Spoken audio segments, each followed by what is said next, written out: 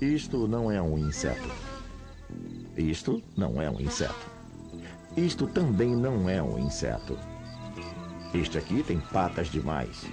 Este aqui tem o tipo errado de asas. E este não é um inseto porque tem mandíbulas grandes demais. O termo inseto tem sido usado por muita gente para qualificar uma coisa ruim. Quando alguém não gosta de alguém, xinga de inseto. Mas para quem tem grande interesse em insetos, eles são uma coisa especial. Como muitos insetos, esses seres começam a vida como ovos. E alguns desses ovos podem ser lindos, e em algumas espécies muito coloridos, e às vezes meio esquisitos e com belos formatos. Em quase todos os casos, são desovados em pequenos cachos, em geral com 20, 30 ou 40 ovos, em algum lugar na vegetação, e é muito comum haver ampla distribuição deles.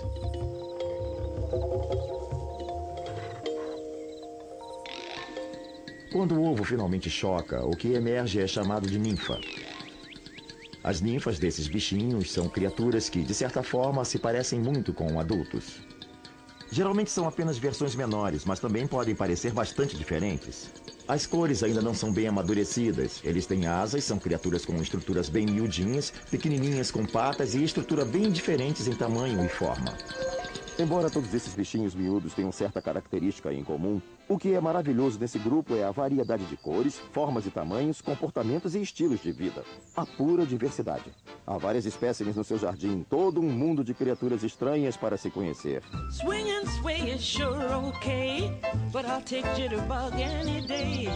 When I want to cut a rug, how I love that jitterbug. Jump and jive is really killing.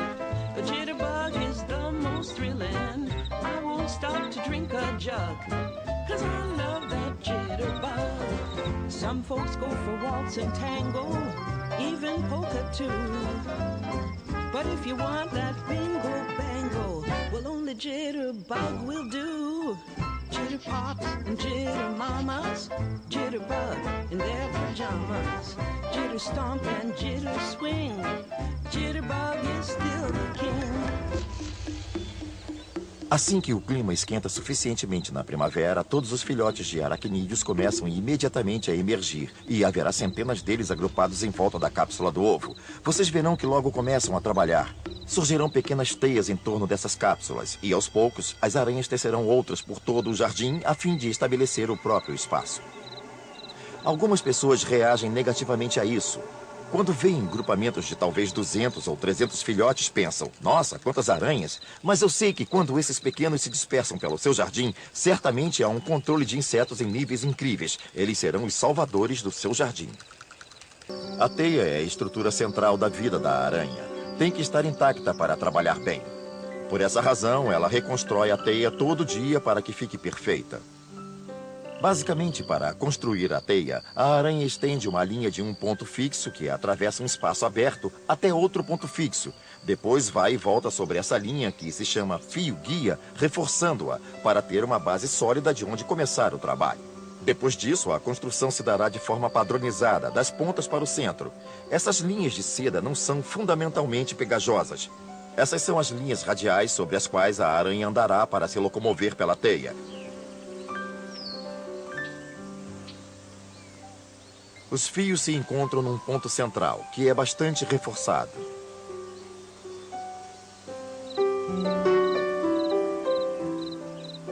Há linhas circulares que se fecham em volta do centro para firmar essas linhas radiais. Essas linhas circulares é que, na verdade, são pegajosas.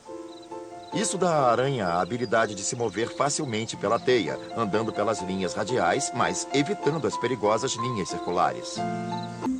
As aranhas não estão livres de se prender na própria teia. Elas não estão menos sujeitas do que qualquer outra criatura, mas são muito precisas em seus movimentos para não virarem suas próprias vítimas. Jamais saem das linhas radiais.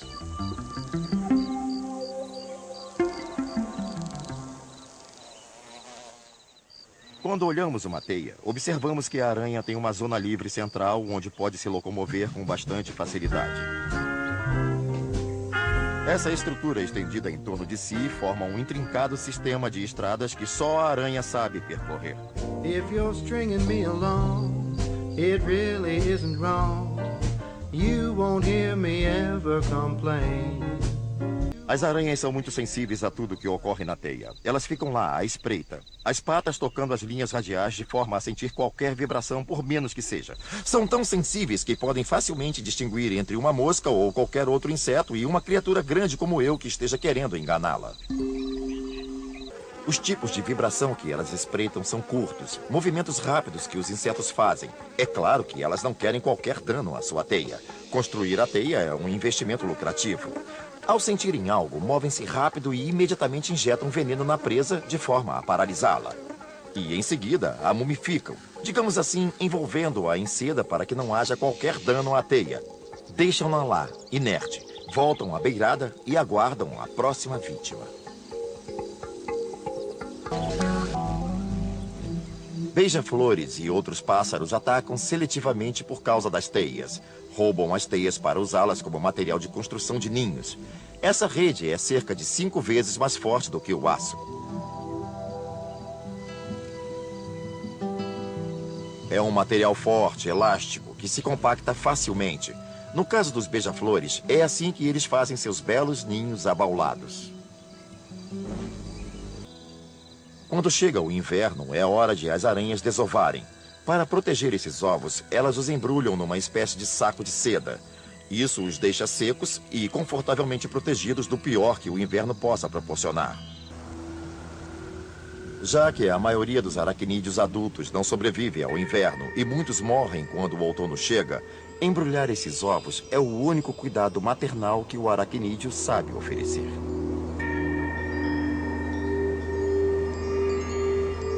Qualquer coisa que se mova pode ser uma presa. E uma das melhores defesas para essas criaturas é permanecer absolutamente imóvel. Se não se moverem, os predadores não as localizarão. Por isso, esses aracnídeos podem nem saber que eles estão ali. Mas se tiverem um pequeno deslize e mexerem uma pata, pode ser fim de jogo. Se você pensar bem, o jardim é um mundo em miniatura onde ocorrem diferentes tipos de atividades. O topo das hastes das plantas funciona como uma espécie de dossel, mas provavelmente uma das mais interessantes áreas fica bem na superfície do solo, onde existe um outro mundo. Por entre a folhagem espalhada, palpita vida intensa.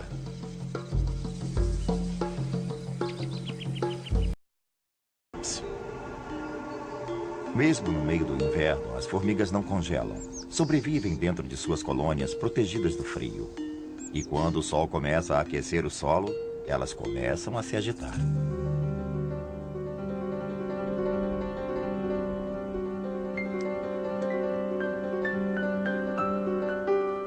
Pode estar chovendo, no auge do mau tempo, mas na colônia as formigas carpinteiras estão seguras e secas. Elas são capazes de construir estruturas labirínticas que lhes ofereçam um mundo distante das intempéries que os outros são forçados a enfrentar.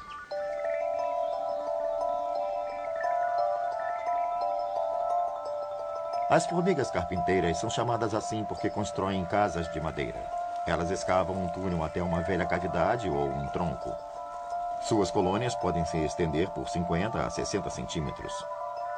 Elas conseguem essa proeza porque têm mandíbulas tão poderosas que mastigam até as fibras da madeira. Elas não comem a madeira, elas escavam para criar sua colônia. Existe um predador particularmente estranho e insuspeito do qual uma colônia pode ser vítima. Outras formigas. Principalmente as formigas amazonas, mestras em sequestrar as larvas das inimigas. Não, elas não pretendem comê-las. Elas procuram escravas para o seu jugo. Elas criam as larvas como suas e quando estas se tornam adultas são colocadas para trabalhar na colônia.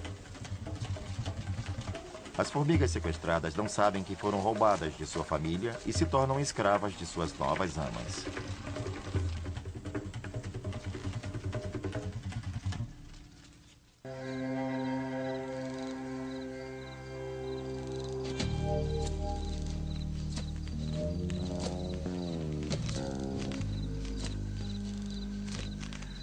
Nem tudo que as formigas fazem é apreciado pelos jardineiros. Um dos mais temidos tipos que surgem no jardim é a formiga corta-folhas. Sua tarefa é repicar as folhagens que você gostaria de ver inteiras no seu jardim e as carregar para as suas colônias.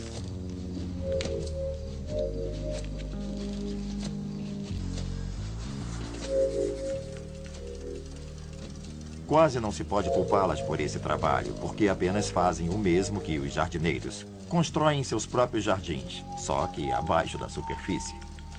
Elas arrastam os pedaços de folha para a sua colônia e as depositam em câmaras que são jardins especiais para cultivo de fungos. Elas não comem essas folhas. Elas usam essas folhas como base onde crescerão fungos, porque o que elas comem são os fungos. E para fazer grandes jardins, precisam de muitas folhas.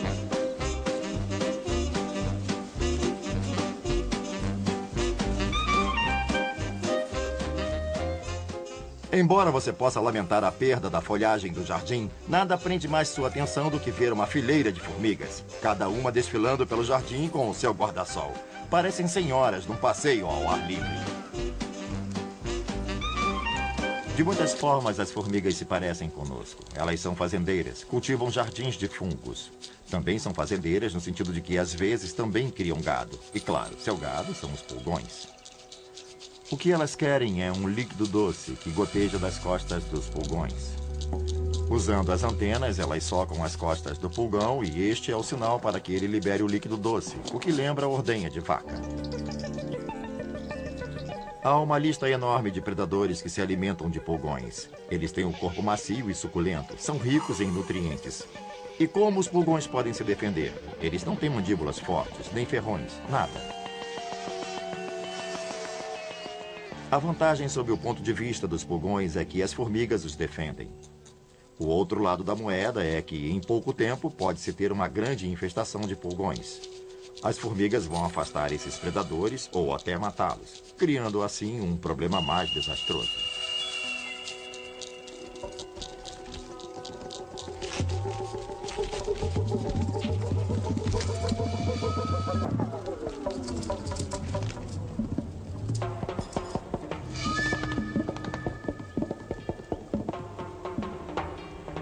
Um dos predadores de pulgões mais conhecidos é a joaninha. Elas são de fato excelentes predadores. Têm estrutura de um tanque.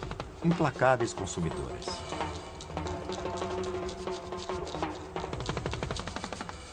Mas as formigas são persistentes ao proteger os pulgões e formam um grupo numeroso para proteger seu rebanho.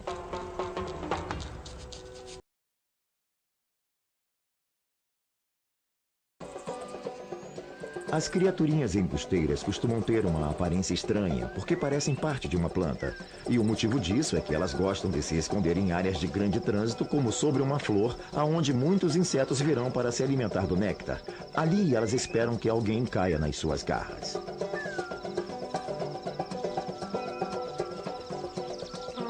Nem sempre conseguem o que querem, claro, e há sempre o risco de que, enquanto estão ocupados espreitando sobre uma flor, alguém também esteja espreitando atrás deles.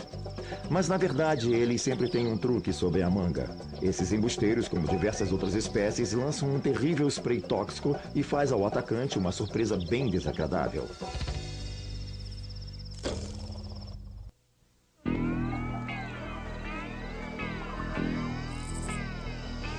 O interessante a respeito desses bichinhos é sua incrível diversidade. Há tantos deles que há diferentes formas de solucionarem os pequenos problemas da vida. Tantas cores e ciclos de vida, tantas formas diferentes com que se apresentam. Realmente eles são um grupo de criaturas absolutamente fascinantes.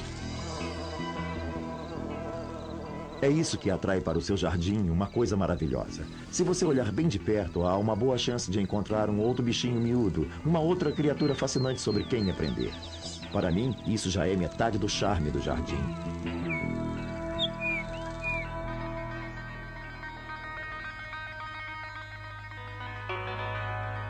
Há mais de 80 mil diferentes espécies de percevejos, e algo em torno de 8 a 10% de todas as espécies de insetos são desse tipo. Eles possuem diferentes incríveis formas e funções, e ocupam quase todo tipo imaginável de nichos terrestres e aquáticos. Eles têm uma enorme coleção de cores, vários formatos estranhos de corpo, comportamentos esquisitos, métodos interessantes de defesa e de dispersão, podem representar muitos papéis diferentes no jardim e são quase universalmente distribuídos pelo mundo. Eles são um grupo muito bem sucedido.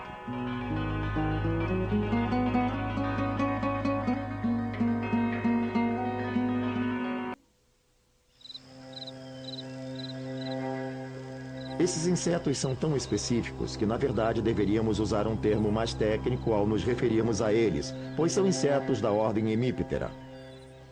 O que eles mais têm em comum é que pertencem a um grupo altamente variável.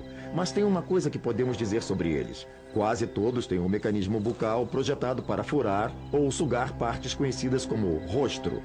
Uma outra coisa é que, embora todos tenham 4 asas, muitos têm as 2 asas anteriores mais rígidas do que as posteriores. As asas anteriores são divididas ao meio. A primeira pode ser bem dura e também pode servir como uma armadura de proteção. As pontas das asas, contudo, são membranáceas e transparentes, como são as posteriores, que se dobram para dentro. Este é o padrão de asas característico que identifica a maioria dessas criaturinhas.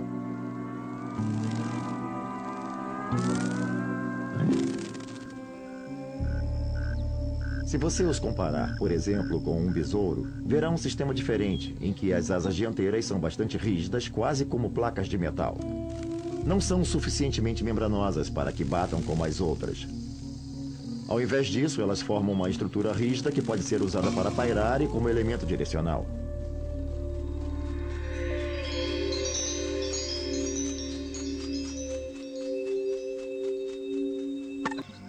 Os percevejos de laço se alimentam da vegetação de uma forma parecida com a dos pulgões. Introduzem seu probóscide na planta, digerem o material celular das folhas e sugam o fluido que resultou.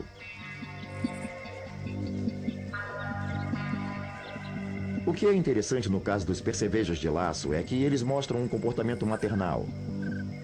Você vai poder observar que as fêmeas cuidam da cria, tomam conta, protegem, indicam a ela o melhor lugar onde se alimentar e esse tipo de coisas. Mas a hora em que são mais absolutamente eficientes é quando defendem os filhotes contra algum predador.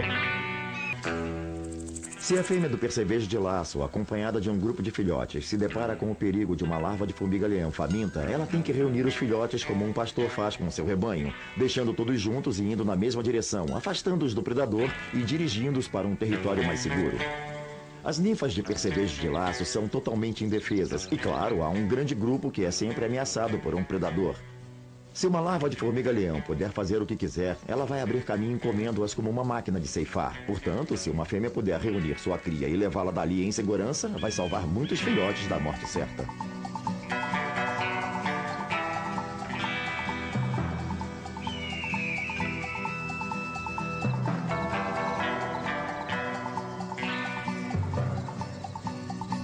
Criaturas de corpo macio, como as lagartas, são logicamente presas ideais para muitos pequenos predadores. Elas têm um conteúdo cheinho de líquido e não têm uma estrutura que funcione como armadura ou defesa para se proteger.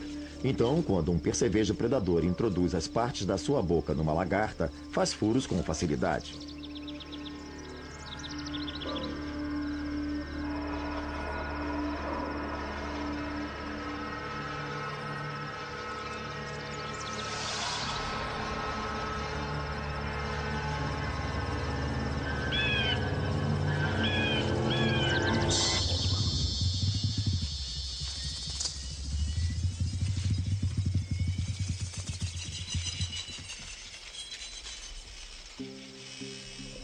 Isso, é claro, faz com que essas criaturinhas sejam muito importantes no jardim por serem predadores que controlam algumas das piores pestes de plantas. As lagartas, como é sabido, podem ser muito prolíficas no jardim. Podem abrir caminho destruindo uma boa parte do material do seu jardim.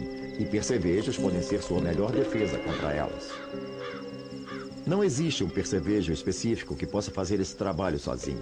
Na verdade, precisa haver uma enorme diversidade de criaturas e os percevejos fazem parte dessa temível coleção de predadores que estão lá fora protegendo seu jardim.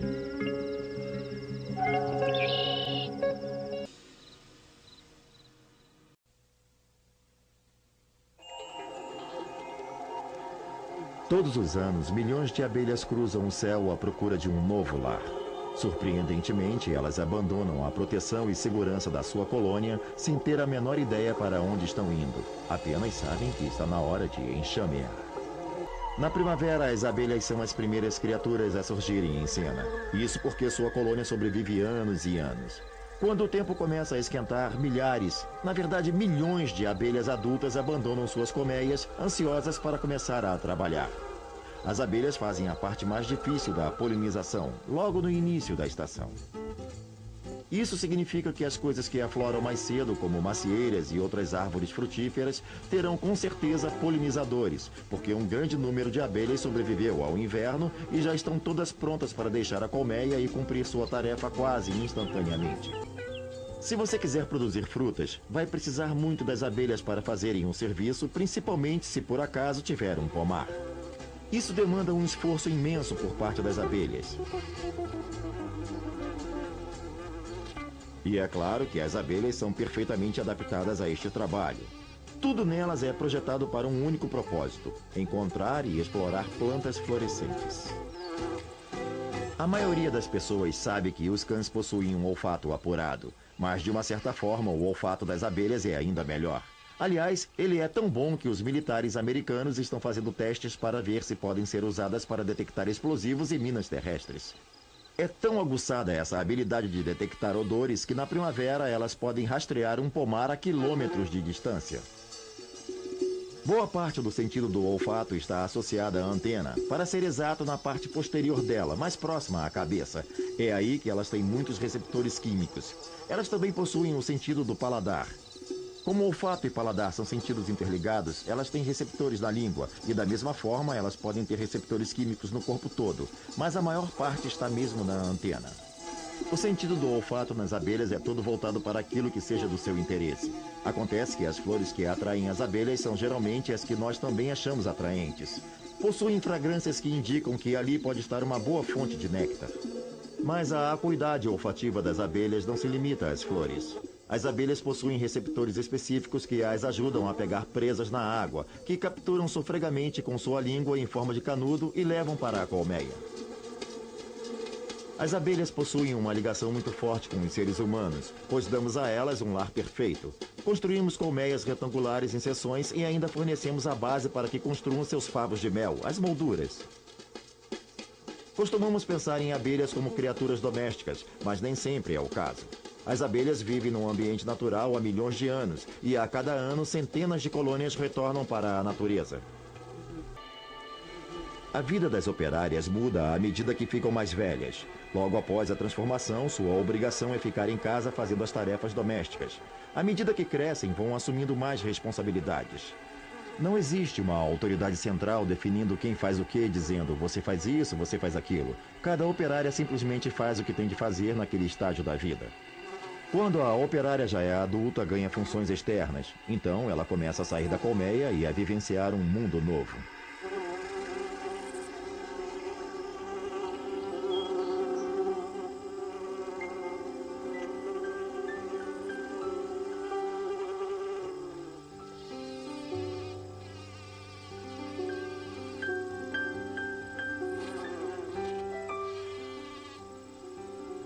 Em geral, as operárias mais velhas são as que ganham funções externas, e quanto mais experientes ficam, melhor cumprem suas tarefas, até que chega ao ponto em que estão exauridas. É uma vida muito ocupada, muito ativa, então pouco a pouco o corpo vai deixando de suportar a carga. Embora a colônia possa durar por anos a fio, as abelhas que permanecem dentro da colônia não duram muito, cerca de semanas a poucos meses. Às vezes você poderá observar uma mesma abelha voltando a uma determinada fonte de néctar várias e várias vezes seguidas. Elas não voam a esmo. Quando as operárias deixam a colmeia, em geral têm noção de para onde ir. É por isso que algumas operárias se especializam em explorar o ambiente. Sua função é localizar as fontes primárias de alimento e trazer a informação de volta à colônia.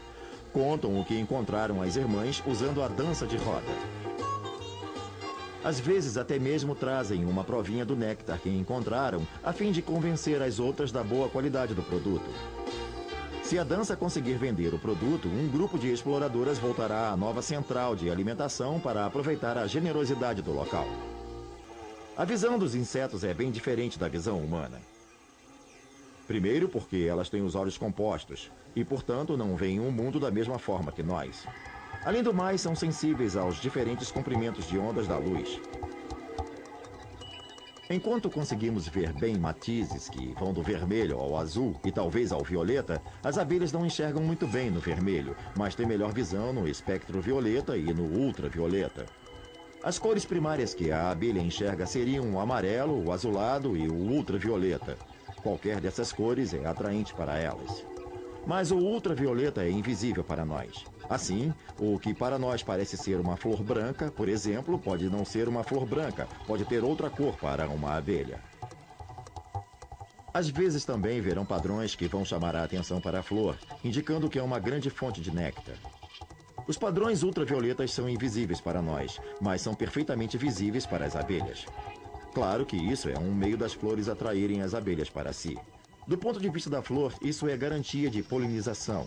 Do ponto de vista da abelha, sinaliza onde está o alimento. Uma colônia de abelhas é realmente um obstáculo temível para qualquer predador que queira comer as abelhas, ou seu mel, ou ainda seu pólen. Todos esses ferrões coletivamente podem ser demais para encarar. Muitos poucos animais terão essa coragem, mas a ameaça de um ferrão nem sempre é suficiente. Todas as vezes que as abelhas esvoaçam pelo jardim, passam pelo caminho de alguns personagens terríveis, alguns dos quais ficam bastante contentes de se arriscar ao veneno de uma pequena abelha em troca de uma boa refeição.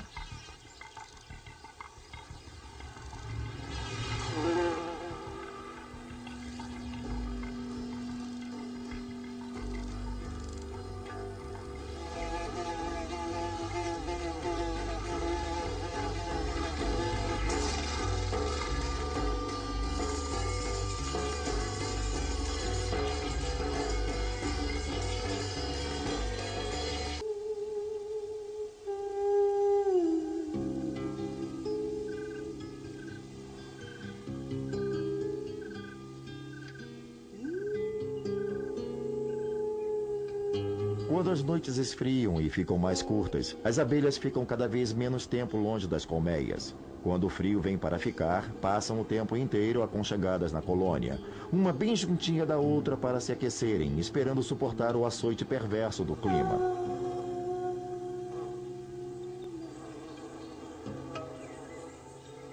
O inverno é uma estação difícil para a colônia de abelhas, porque não há como buscar néctar. Elas não podem sair. Assim que colocam as asas fora da colmeia, morrem. Elas conservam a temperatura no interior da colônia, vibrando os músculos do corpo. Isso evita que a colmeia congele, mas toda essa atividade consome muita energia, uma coisa que as abelhas não têm muito no inverno. A única fonte de energia que têm é um suprimento de mel que sempre vai diminuindo. Por volta do último mês de inverno, a colônia mal se aguenta. Muitas operárias já morreram, mas a colônia como um todo sobrevive para que na primavera as operárias possam mais uma vez tomar os céus. Quando a nova rainha está pronta, uma mensagem se propaga pela colônia avisando que chegou a hora de se reunirem em enxame. As operárias já estocaram alimento para a longa jornada que vem por aí. É um certo mistério a forma como elas decidem quem fica e quem vai. Mas quando chega a hora, um grande enxame com a rainha à frente toma os céus para procurar uma nova casa. Inacreditavelmente, elas abandonam a segurança e o conforto da colônia existente sem ter a menor ideia aonde irão parar. Elas só sabem que chegou a hora de fundar uma colônia. Os detalhes são planejados pelo caminho. Uma vez bem longe da velha colmeia, o enxame pousa para se reagrupar e determinar o resto do plano.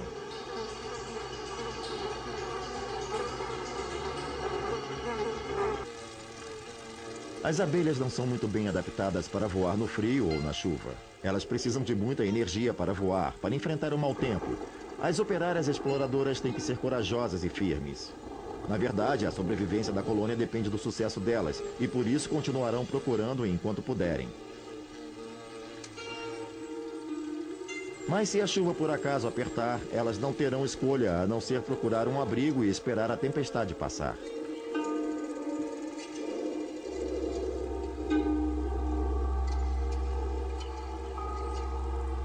Lá no enxame, as operárias estão cuidando da rainha, aconchegadas para se aquecer, esperando pacientemente a tempestade passar e as colegas retornarem com novidades. O único suprimento que têm é o alimento que conseguiram trazer. Com o passar do tempo, o suprimento começa a acabar e as abelhas ficam cada vez mais exaustas. Depois de uma viagem que pode levar a qualquer lugar e levar horas ou dias, milhares de abelhas chegam ao seu novo lar.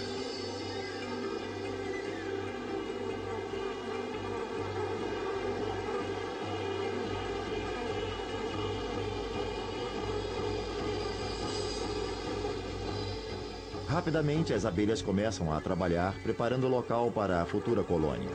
Limpam todo o fungo e os resíduos e começam a fixar a fundação do novo favo de mel. E, num instante, algumas novas células começam a crescer.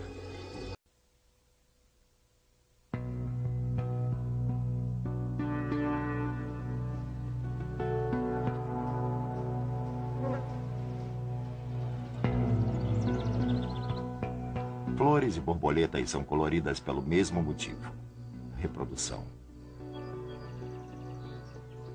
O objetivo aqui é o jogo do acasalamento. E, como num show brega de Las Vegas, quanto mais coloridas e chamativas forem, melhor.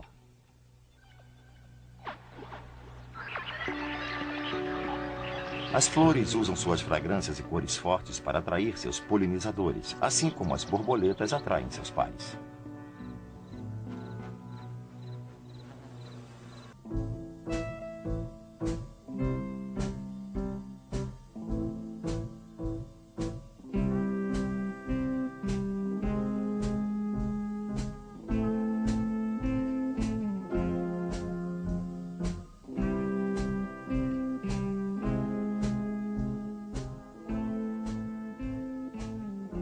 Elas são apenas máquinas comedoras. Elas parecem minhocas com pernas. Mas as lagartas são o estágio juvenil das borboletas, que é o estágio no qual sua função é acumular nutrientes para, no final, se transformarem em adultas aladas. Elas têm apetite voraz e sua única motivação é comer, comer e comer cada vez mais.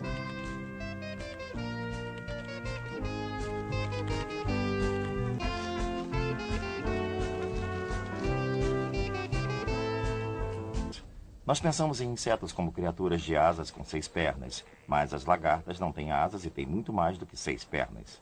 Elas têm 3 pares na frente do corpo e ainda mais atrás, no abdômen, mais 5 pares, chamados propernas. Os 2 pares traseiros são de fato muito estranhos. São chamados de clasperes e têm a função de segurar a criatura na vegetação enquanto se move de folha em folha, pois se ela se soltar completamente, cai. E as pernas da frente têm pequenas bordas planas com ganchos em volta. Esses ganchos agarram a vegetação, mas se a superfície for muito plana ou muito escorregadia, funcionam como ventosas, criando certo vácuo para que elas possam caminhar sobre uma superfície lisa sem problema. Não há nada que possa impedi-las.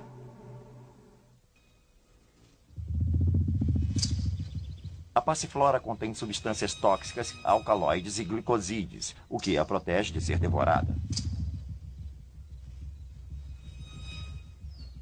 Mas diversos tipos de lagartas não apenas se alimentam da planta, como também tiram vantagem de suas defesas para se proteger. Ao devorar uma planta, elas acumulam algumas substâncias químicas em seus tecidos e se tornam venenosas. Contudo, não é suficiente serem apenas tóxicas. É importante anunciar e, para isso, desenvolvem cores vivas que atuam como uma advertência dizendo: fique longe, o sabor é ruim. Predadores famintos ignoram este sinal de perigo.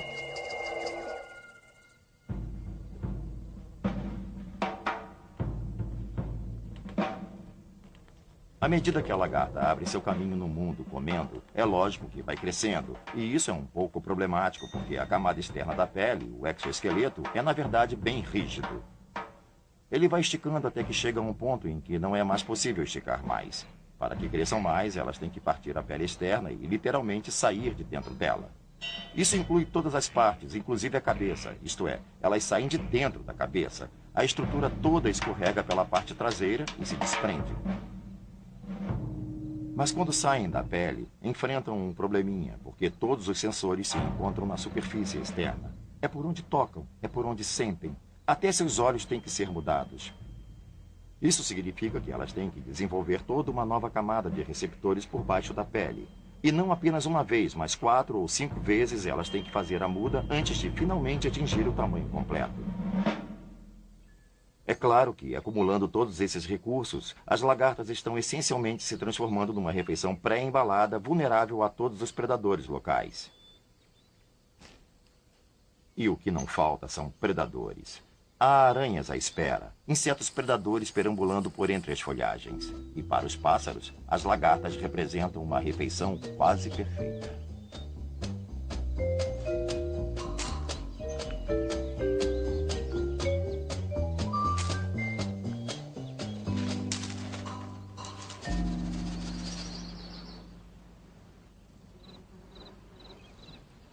As lagartas, contudo, não são indefesas. Muitas são cobertas por um revestimento espesso de pelos eriçados que fazem com que sejam indigestas, e às vezes elas têm até substâncias tóxicas que transformam esses pelos em urticantes. Uma outra abordagem é tentar parecer uma coisa que na verdade não são. Algumas lagartas de borboletas negras se disfarçam de fezes de passarinho. O disfarce pode ser até mais elaborado. Manchas arredondadas podem dar a impressão de que há uma cobra na folhagem e não uma deliciosa lagarta. Podem sofisticar ainda mais e usar umas glândulas que emitem um odor fétido, o que serve de freio para alguns predadores.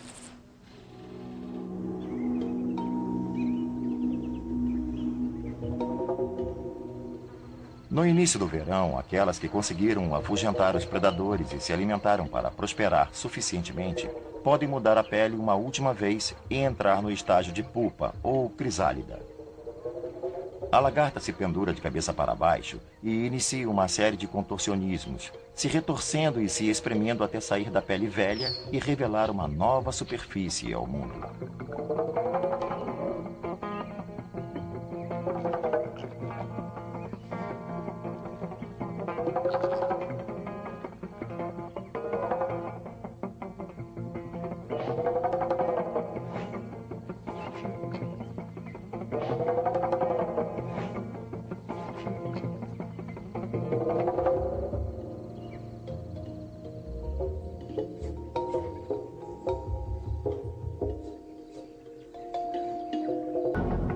Neste estágio podem parecer ilusoriamente imóveis, talvez até mortas, mas na realidade há uma incrível transformação acontecendo em seu interior.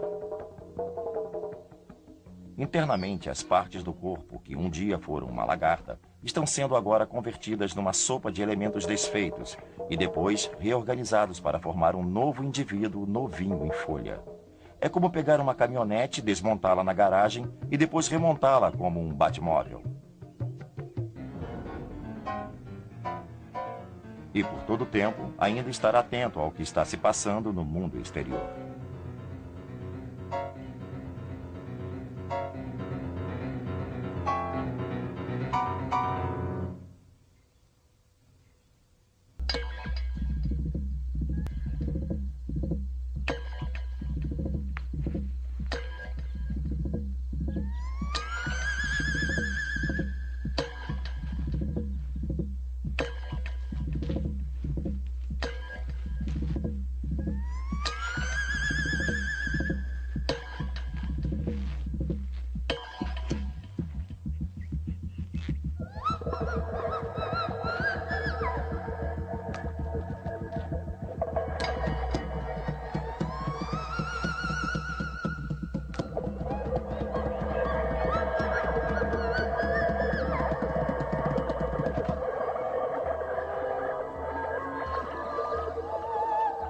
Finalmente adulta, emerge da crisálida em sua nova forma, com 6 pernas e com asas. Ainda está um pouco úmida e um pouco enrugada, por isso precisa perder um tempo se secando antes de começar a voar. Mas está basicamente preparada para assumir sua nova missão na vida: reprodução.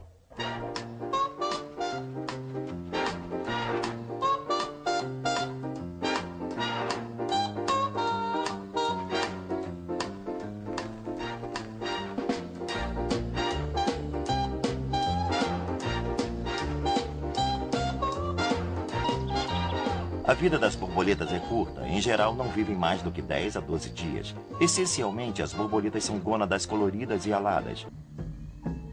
À noite, virtualmente nenhuma borboleta é ativa. Elas procuram um local seguro onde se recolher, fecham as asas e não se movem.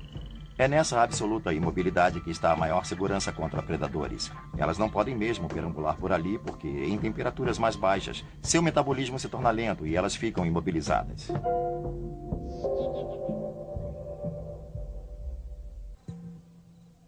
Quando uma borboleta pousa sobre uma flor, uma das primeiras providências a tomar é prová-la, para ter certeza de que ali há néctar. Ela basicamente estende as patas frontais em direção à flor, porque seus receptores gustativos ficam nas patas dianteiras. Se o sabor confirmar, ela aciona seu canudinho, o probóscide, para sugar o doce néctar. O probóscide é um mecanismo bem interessante. É um tubo oco circundado por 2 canos cheios de líquido que desenrola devido à pressão que vem de dentro desses sacos de líquido. Durante a vida, a borboleta vai refazer esse processo de enrolar e desenrolar mais de 100.000 vezes, o que requer o uso de material extremamente durável, o que até hoje nenhum engenheiro humano conseguiu copiar.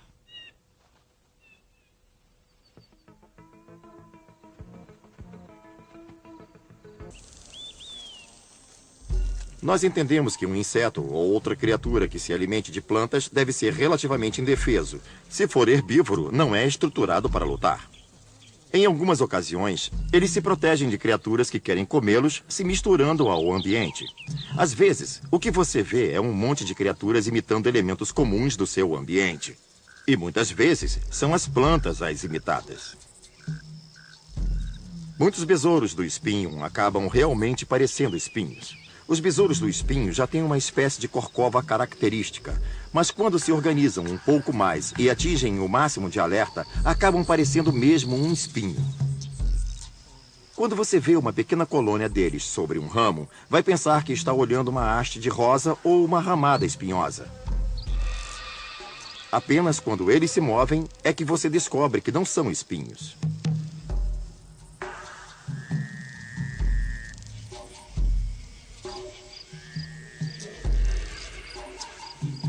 Um outro artifício que usam é parecer um pedaço de pau. Por exemplo, o bicho-pau se move por entre as folhagens, alimentando-se de folhas. Mas se um predador chega perto dele, em geral fica completamente imóvel. E se a copa da árvore estiver oscilando, os galhos balançando com a brisa, ele se deslocará para frente e para trás, de forma a parecer que faz parte da natureza estrutural daquela planta.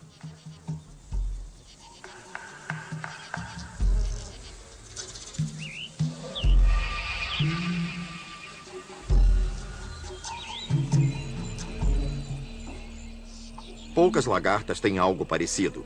Elas caminham pela vegetação e têm uma aparência pouco confundível com galhos. Mas quando você mexe nelas, costumam ficar imóveis. Se a solução for ficar parada no lugar, então é isso que elas fazem. Não existe somente a camuflagem pela cor. Existe também a camuflagem pela postura.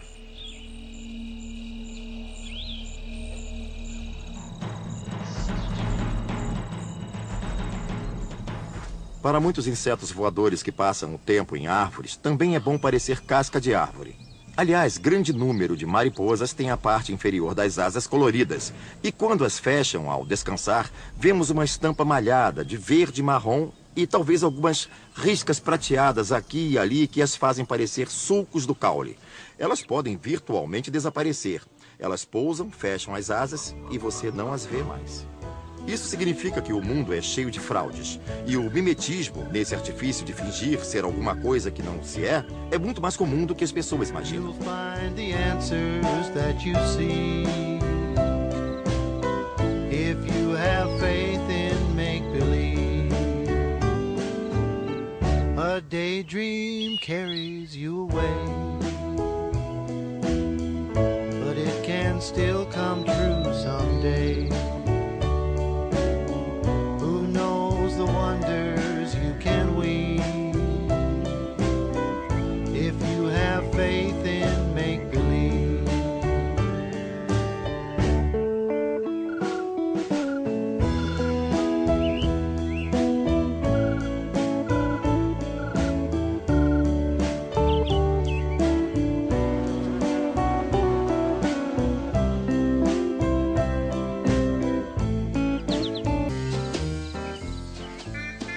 Mimetismo é o que os insetos usam para parecer o que não são. Há muitas razões para se fingir ser uma outra coisa. Muitas criaturas, por exemplo, tentam tirar proveito da proteção que lhes dá para parecer algo mais perigoso do que são. Existem moscas, por exemplo, que parecem vespas ou abelhas. É bom parecer com elas porque têm ferrões. E moscas não. Para imitar uma abelha, é preciso ter uma cintura mais larga, talvez um corpo com pelugem e o jeito típico de se mover da abelha.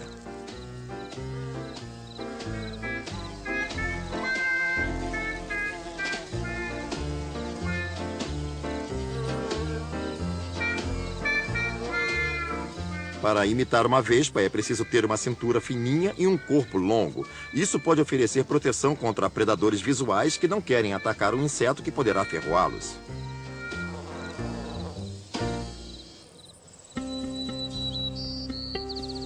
Ao olhar uma criatura como o inseto, você também precisa entender que ele tem diferentes estágios no ciclo de vida. É comum que a mesma espécie imite diferentes partes do mundo em que vivem nos diferentes estágios. O ovo, por exemplo, é uma coisa ainda pequena e difícil de se ver. E se for possível parecer como se fossem pequenas protuberâncias na vegetação, ou imitar ter pelos, ou alguma coisa assim, por que não o fazer?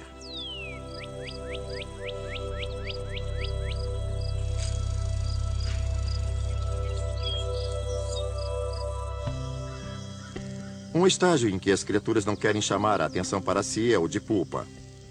Antes de emergir, quando estão na crisálida ou no casulo, geralmente não são capazes de se defender. Elas sabem voar, mas não sabem andar. Mal conseguem se mover. É nessa fase que são realmente muito vulneráveis. Então, se uma criatura puder parecer uma folha morta ou um resíduo no chão do jardim, uma coisa que o predador não olharia duas vezes, ela tem muito mais chances de sobreviver. Elementos comuns do meio ambiente nem sempre são só folhas e galhos. Fezes também são habituais de uma forma ou de outra no seu jardim. Algumas criaturas desenvolveram um formato semelhante a excremento de aves, de maneira a parecer menos saborosos aos predadores em potencial. No momento, a criatura está se movendo, quando sem querer chama a atenção do predador. Quando este chega perto, deixando clara sua presença, a criatura estanca e ele pensa: eca, aí vai embora. Depois, quando a área estiver limpa, o imitador vai embora também. Quando pegamos uma criatura e a isolamos, olhamos e pensamos: como pode sua coloração ser utilizada como camuflagem? Como é possível não ser vista? Mas se a pusermos diante de um fundo de diferentes texturas e formas de folhas, principalmente quando essas folhas se movem, de repente essa coloração funciona perfeitamente. A luz costuma dar à vegetação variedades diferentes de estampas, e esta tem um jeito específico de crescer. Quanto mais o animal consegue imitar e fragmentar os matizes das cores e se fizer o mais disfarçado, mais é possível desaparecer. Há espécies de criaturas que são sociais. Vivendo em grupos, conseguem se exibir melhor do que o fariam individualmente. Um indivíduo pode ser pequeno e relativamente indefeso, mas coletivamente, com vários parentes, pode parecer maior e talvez mais agressivo. Vê-se muito isso com os vespões. Eles vivem em pequenas colônias, relacionam-se entre si e, quando se movem, costumam fazê-lo em grupo.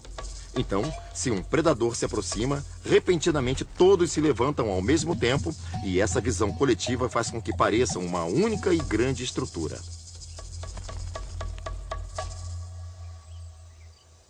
Dizem que imitação é a forma mais sincera de lisonjeio. Mas quando se trata de mimetismo no jardim, algumas criaturas não se satisfazem em imitar a aparência ou o som de outras. Querem ter o mesmo cheiro. Por exemplo, muitas orquídeas produzem perfumes poderosos com a intenção de atrair possíveis polinizadores. Mas para dar certo, tem que recender de forma a que polinizadores se interessem.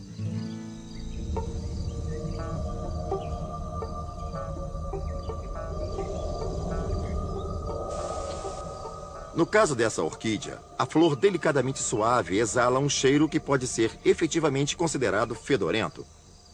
Ela libera um cheiro forte que lembra a carne podre. Aí você vai pensar: eca, quem ficaria atraído por isso? Moscas, ora. As zeladoras do jardim são comedoras de carniça, devoram carne morta. Então, para elas, coisas mortas são maná dos deuses.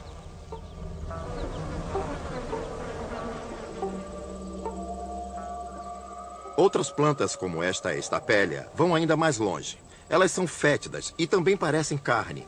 Elas mimetizam a cor, a textura, tudo, tudo. Isso é irresistível para as moscas. As moscas voam para elas e, no processo de procurar o local certo para desovar, acabam polinizando a flor.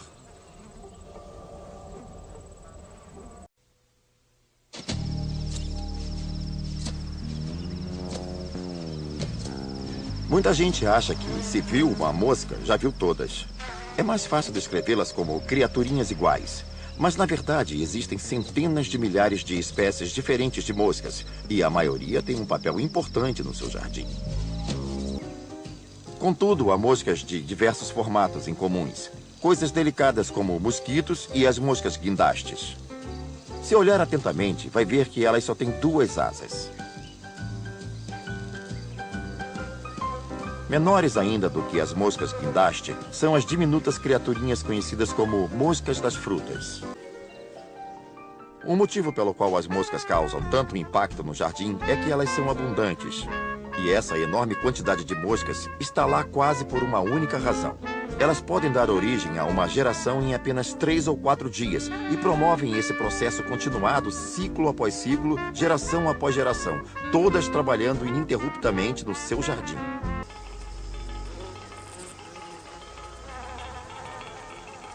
As moscas salteadoras, na verdade, são uma espécie que pode até se alimentar de outras moscas. São tão rápidas e fazem tantas manobras que conseguem agarrar outras moscas no ar. Guloseimas bem razoáveis. Aliás, conseguem agarrar quase todos os insetos. Não são seletivas. Se podem comer, abocanham.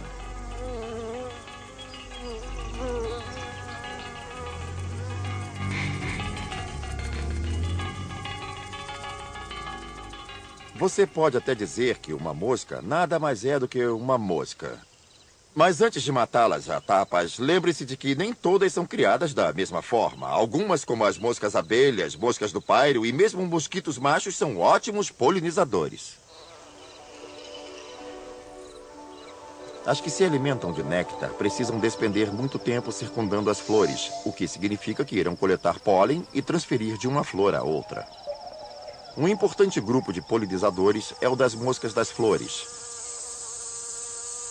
São espetaculares de se olhar, porque têm a habilidade de permanecer numa posição quase indefinidamente, batendo vigorosamente e intermitentemente as asas, claro. Isso quer dizer que podem enfrentar muitas dificuldades para ter acesso às flores. Elas chegam bem perto, bebem o néctar e daí vão mais uma vez perturbar o estame para retirar o pólen. Mas muitas moscas das flores são fascinantes porque têm esse corpo listrado, em geral em preto e amarelo ou preto e laranja. Essa aparência lembra a coloração de advertência de abelhas ou vespas e permite que elas se movam entre as flores com impunidade para a predação. Algumas até produzem um zumbido que faz a imitação de abelha ficar mais convincente. Não apenas são polinizadoras importantes, capazes de visitar diversas flores, como também na forma de larvas, são importantes componentes do seu jardim, já que depositam ovos junto a colônias de pulgões, e as larvas das moscas das flores são vorazes comedoras de pulgões.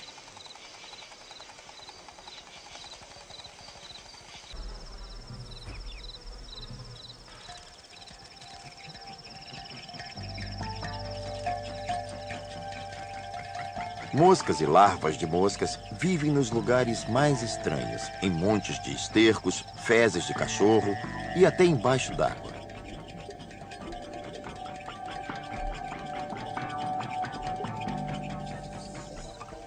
As larvas do mosquito, por exemplo, vivem na água, mas nunca ficam muito longe da superfície, porque inspiram o ar projetando um tubo acima da superfície.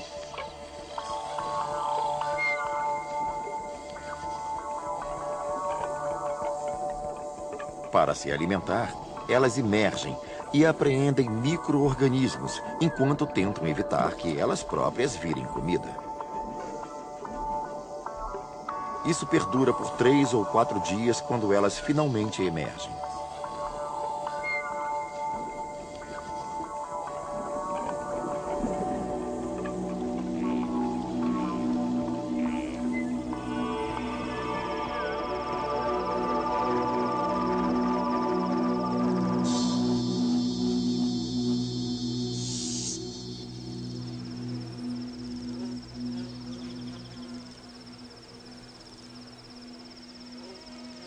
Ser carnívoro não é novidade no mundo das moscas.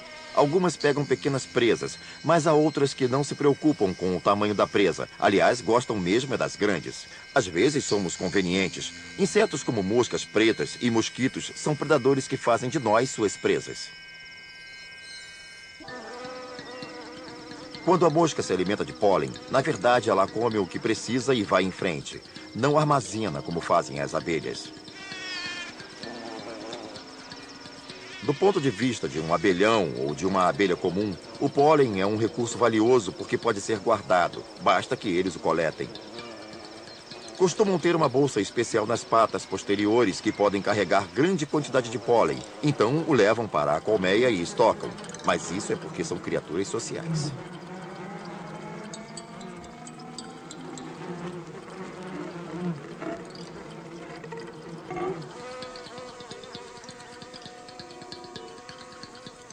Moscas, contudo, são bastante solitárias. Não há indícios de ordem social no universo delas.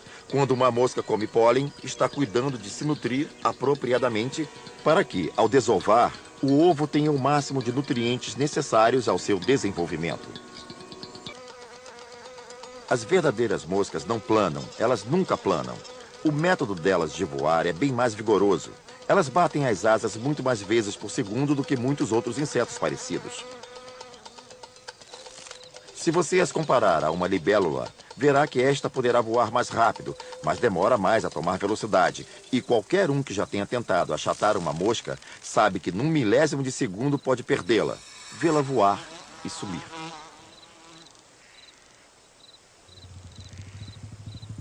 Ao olhar para uma mosca, você vê uma criatura extremamente sensível ao que se passa em torno de si. Elas precisam encontrar, claro, outra para acasalar. Mas também têm algo para comer, e o fazem com mais de um sentido. Algumas moscas têm uma visão incrível. Possuem grandes olhos na frente que são posicionados de tal forma que têm um amplo campo de visão de quase 360 graus, e com isso sabem o que se passa em volta. O que é em parte útil para encontrar alimento e em parte óbvio para não virarem presas. O corpo. Se você observar a cabeça de uma mosca, verá diversos tipos de estruturas adicionais. As antenas, que também são sensíveis às vibrações do som, às temperaturas, a tudo. Quer dizer, elas são uma massa de recepção sensorial.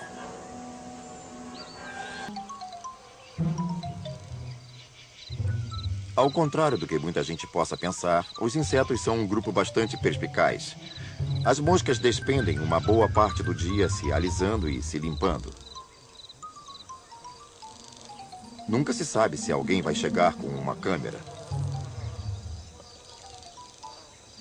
As moscas precisam manter seu aparato sensorial bem limpo, e isso inclui os olhos. Elas não têm olhos úmidos como as aves e os mamíferos, portanto, não têm pálpebras para fechar e umedecê-los. Então, precisam usar os pelinhos finos da ponta das patas para limpar a superfície ocular.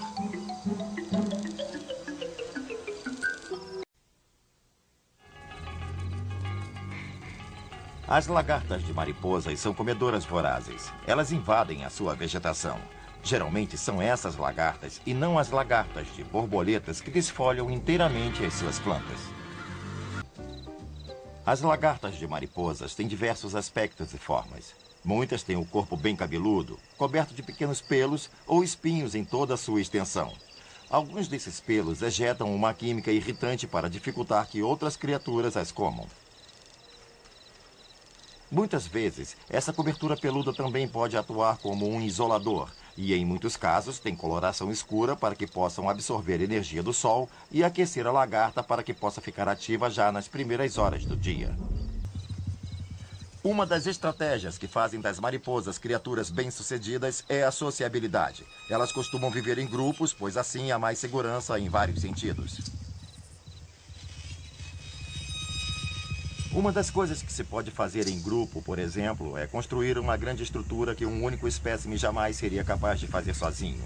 As lagartas de tenda constroem grandes massas de seda em árvore, que formam como uma tenda sobre as colônias. Então, quando não estão comendo, em geral durante o dia, ou quando não querem apenas evitar o sol e os predadores, ficam todas dentro da tenda, agrupadas num galho com essa grande estrutura de seda em torno delas. De uma seda muito fina, mas tecida em várias camadas, positivamente uma barreira formidável para qualquer predador que tente penetrar. E à noite, quando querem se alimentar, elas deixam a tenda de seda, caminham pela folhagem e comem.